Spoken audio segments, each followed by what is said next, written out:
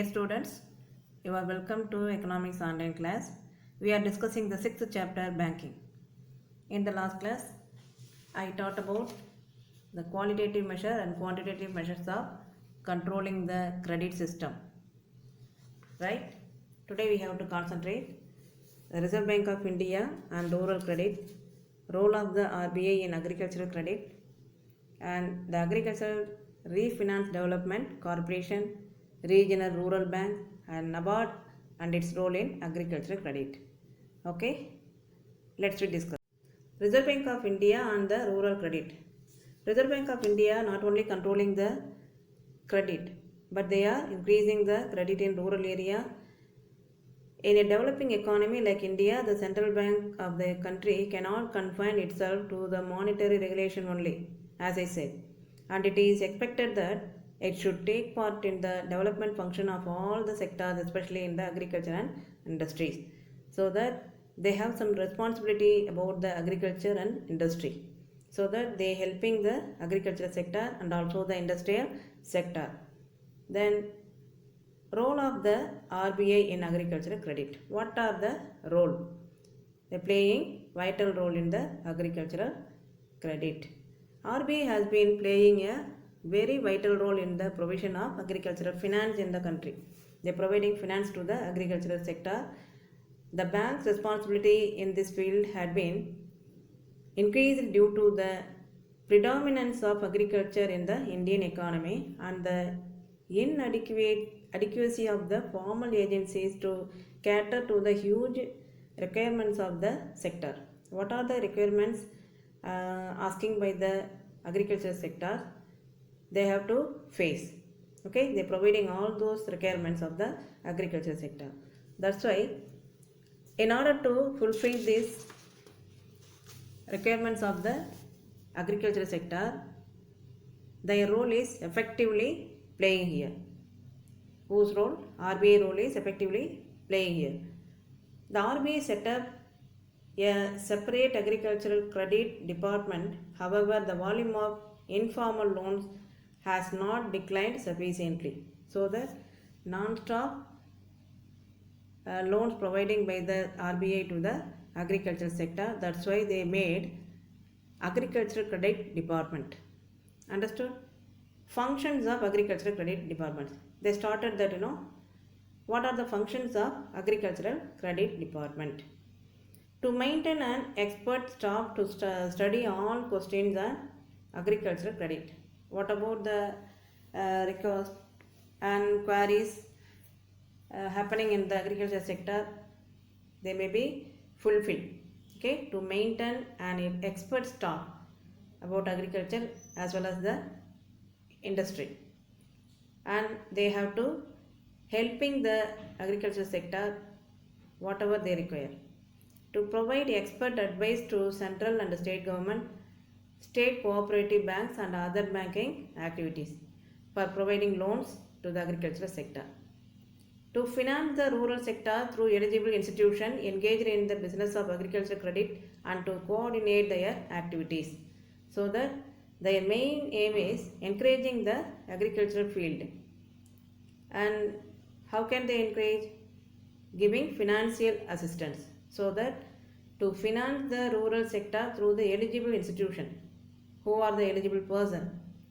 So given by the agricultural credit department, the eligible institution invited.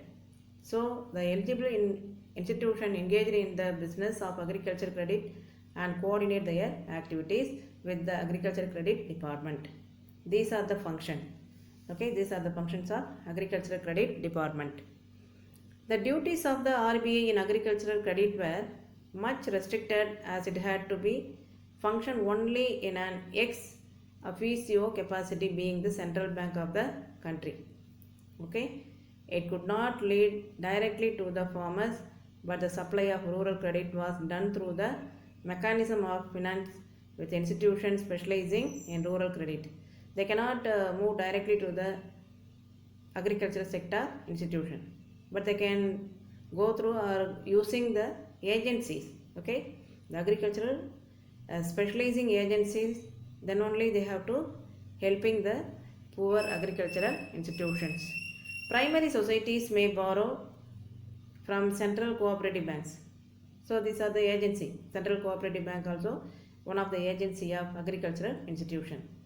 So that the primary societies may borrow from Central Cooperative Bank and the latter may borrow from the apex or the state cooperative banks, the joint state cooperative bank, which in its turn might get accommodation facilities from RBI. So that they can give the RBI giving accommodation facilities to the state cooperative bank as well as the central cooperative bank. It may be central and state cooperative bank, the RBI helping to them through the central cooperative bank and state cooperative bank. Whoever want the benefit, they can getting from the central and state cooperative banks.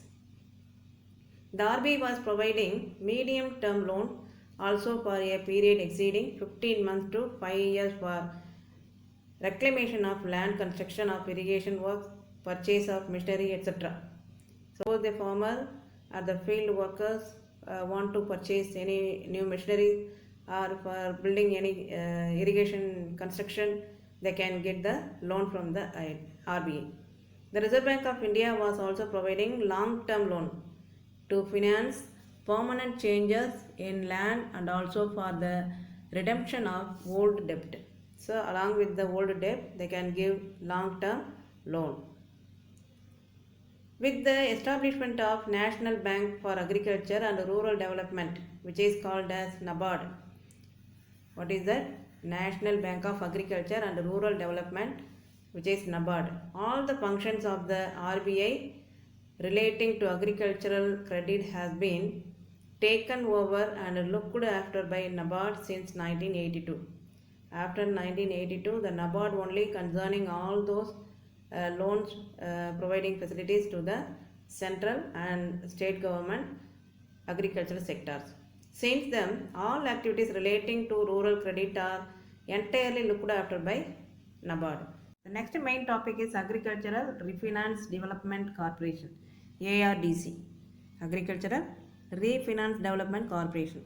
Farmers in India require mainly medium term and long term loans and they face a lot of difficulties in getting them. Okay, even though the government, which may be RBI, providing all the loans, long term loans and short term loans and medium term loans, the Indian farmers getting a lot of difficulties to holding the loans. The only organization providing long term credit is land development banks, which have lagged behind and recorded only limited success. So that ARDC only recorded some successful records. The credit requirements of the agricultural sector are increasing year by year with the aim of the bridging the gap in agricultural finance and to extend credit for the project involving agricultural development. An organization agricultural sector are increasing year by year, with the aim of the bridging the gap in agricultural finance and to extend credit for project involving agricultural sector for their development. An organization called the Agricultural Refinance Development Corporation, ARDC, Agricultural Refinance Development Corporation, was established by an Act of Parliament and it started functioning from July 1, 1963. So that they may ask, ARDC started. Okay, ARDC was established by an Act of Parliament July 1st, 1963. Okay, for helping the requirements of the agricultural sector. What are the objectives of ARDC? To provide necessary funds by way of refinance to eligible institutions such as the Central Loan Development Bank and State Cooperative Bank and Scheduled Banks. So these are the banks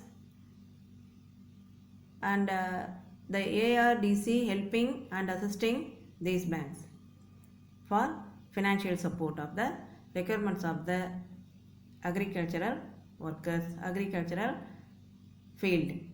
To subscribe to the debentures floated by the Central Land Development Bank and State Cooperative Bank and Scheduled Bank, provided they approved by RBI. So what are the need for the Central Land Development Bank and State Cooperative Bank and Scheduled Bank? They also increasing depends upon the need. Okay, so that to subscribe the debenture floated by the central bank, which means Central Land Development Bank and State Cooperative Bank and also the Scheduled Bank. Through these banks, they can help the agricultural farmers. Regional Rural Bank, RRBs.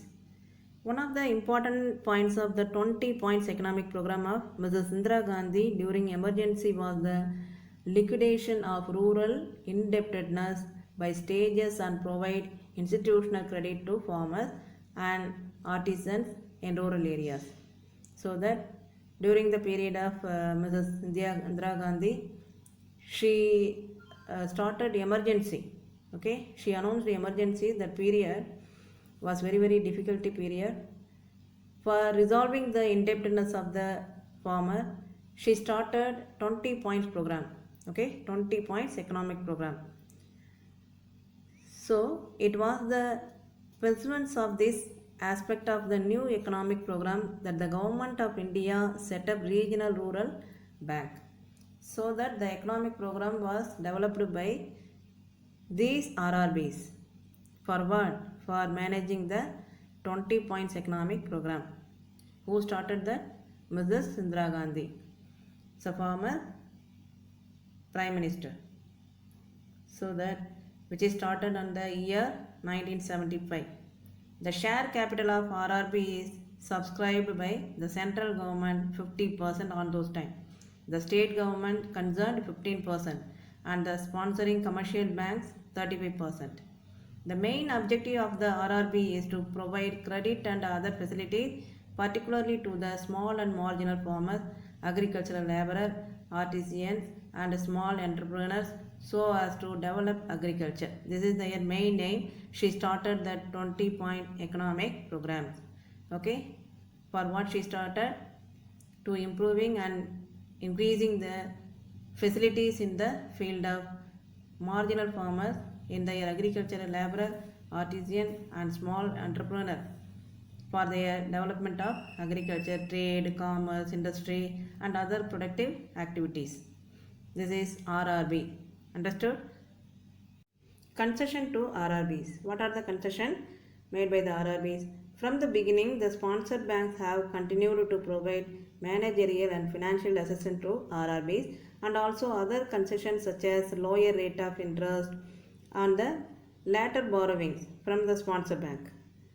Further, the cost of the staff deputed to RRB and training expenses of RRB staff are borne by the sponsor bank. Okay, whatever the special staffs appointed by them, they require the training, isn't it? During the training period, the sponsor bank only providing their stipend. The RRB has been granted many concessions to RRBs. So they are allowed to maintain cash reserve ratio at 3% and statutory liquidity ratio at 25%, and they also provide refinance facilities through NABARD. So RRB also helping the required farmers through the NABARD. Okay. Next we have to consider the NABARD. What is NABARD and its role in the agricultural credit? Since its inception, RBI has shown keen interest in agricultural credit and maintained a separate department for the agriculture department for this purpose. So that they started NABARD. Yes, through the NABARD they helping. We know that.